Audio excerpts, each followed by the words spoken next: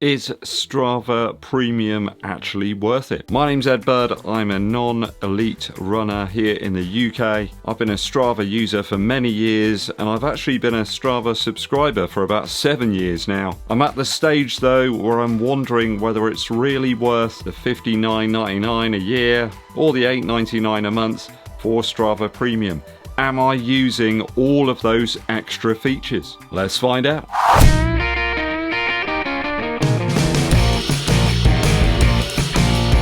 Thanks for tuning in, people. It's always appreciated. Hit that subscribe button and give this video a thumbs up like too. Drop us a comment and let me know your experiences with Strava. Are you a subscriber or not? Most of you runners or cyclists out there probably know what Strava is. You may or may not have an account. It could be that you already have some sort of GPS watch or another device that captures loads of data on your activities. Those devices normally come with some type of phone or computer-based app, such as Garmin's watches have the GARMIN CONNECT app. Both of those feature a myriad of different information points. There's loads of data that's collected on your run or your cycle. Distance, pace, grade adjusted pace, temperatures, the list is absolutely endless these days. So if you're not that fussed really about collecting loads of additional data, analysing your data, sitting there making spreadsheets of stuff, is it actually worth getting the premium version of Strava? Can you just get by with the free one that offers the basic bare essentials? Strava conveniently lists most of the key features between the two, so let's dive in. So with the free one, you can record your runs, you can comment in terms of like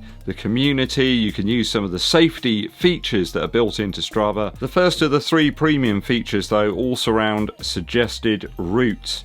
This is something, I've got to be honest, I have never used. There's a couple of times I've noticed you can do that and I've thought, well, I'll just sort of run and see what happens. If I get to a certain point, I'll kind of turn around and come back again, and I know that I've kind of doubled my mileage. So you can create your own routes using the map, which is a little bit fiddly on a smartphone. It's a bit easier if you're using a laptop or a desktop computer. You can save them for offline use, and it even suggests routes for you as well with different levels of elevation, different distances and stuff. One thing I've found that Strava's not that great at doing though is knowing what type of surface you're running on. It gets it right about 80% of the time, but there's loads of different routes out there that it doesn't really know what the surface is, and that could be a bit of a problem depending on what sort of session you want to do. The training log feature is something it's already in loads of apps that I already use, like the Garmin Connect one has already got a feature that logs all of your training and tells you what your training load is. It's already there. It's just a repeat of that, and it's not really very useful. I never look at it really. I mean, if I want to see the raw run data from my Garmin watch, then I'll just go on the Garmin Connect app. I won't bother to go to Strava. The fitness and freshness feature, I think this one is absolute garbage. I've no idea what algorithm it's using. It'll leap up to some high level when you've done some sort of race or very hard effort, and it will just dramatically drop over time. Nothing I've ever done has managed to keep that at a consistent level. I'm not sure what it's supposed to be relaying here, whether it's telling me that I'm, fatigued or something, but it's never something I've bothered paying much attention to really. It just doesn't seem to bear any resemblance about how I feel or how the body is or any of my recent performance. You do a race and then it just sort of drops off or something. I can see how the goals section could be quite useful to runners out there. Perhaps setting a weekly, monthly or yearly goal could help you to focus the mind on a particular routine, perhaps get some training consistency into your running. Though I would assume if you're working towards a particular event like a marathon, then you're not really worrying about like yearly goals or anything like that. You're trying to stick to a specific training plan. I can kind of understand that. The training plans included within the subscription service are somewhat vague.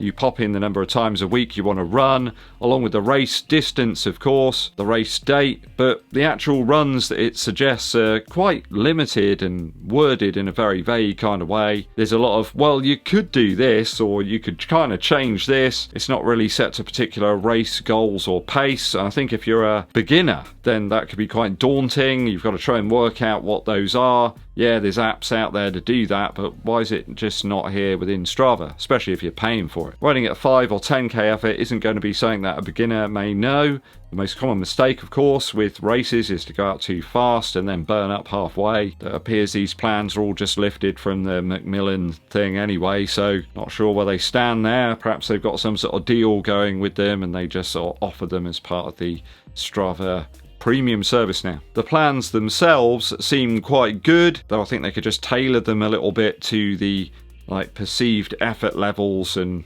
goal finish times of the runner that's actually logged in. And in fairness, they're not all that dissimilar to the ones that are being suggested to me all the time by my Garmin watch, and that lists stuff like pace and perceived level. I can see why the segments feature is quite alluring to some people. The lack of the actual sort of in-person competition there is a bit odd to me always. Virtual events and challenges like this lack the actual delivery of the reward, and when you're considering that many people are using GPS devices to record their runs, then transferring them over to Strava, I can't help but think that the initial recording of the raw data is a little bit better and more accurate. I do wonder how much that Strava smooths some of those data points and some of the GPS is not really represented that well, and thus you get some segments where people have achieved these incredible times but it hasn't really happened, and no one will ever know. It's a bit like a butterfly flapping its wings somewhere else and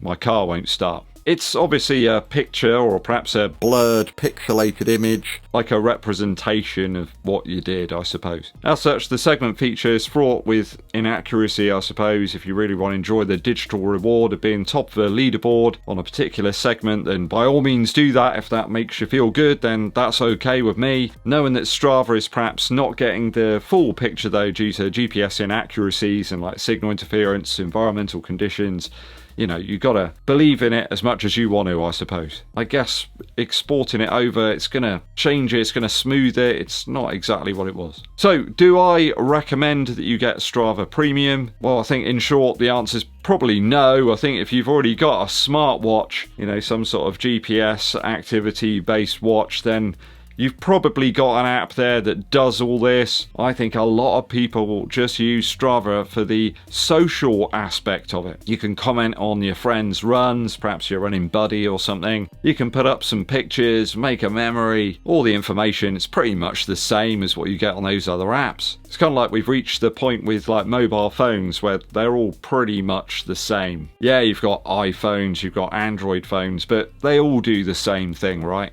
All this inclusion of AI as well into Strava recently, I think that's really going on the wrong course. Athlete intelligence features, they're vague, they simply rely on your descriptions, and there's no indication of the temperature or anything else, all very generic. Here you can see an example, in fact, where the AI feature looked at the description of my run before and after I did an edit on the description. It just looks at what you've typed, then embellishes or copies it. There's no real insight there, it's just regurgitating stuff with different words. Strava have, of course, recently acquired the Runner application, and I imagine that will be further integrated into this premium subscription service. Though with recent hype and strange promotional methods for that app, I did see one about a 5k run that everyone did that came in at just under 3 miles. I'm really not that bothered about trying that one out. So in a word, I just don't think I really use this service all that much. I'm paying out 55 quid a year for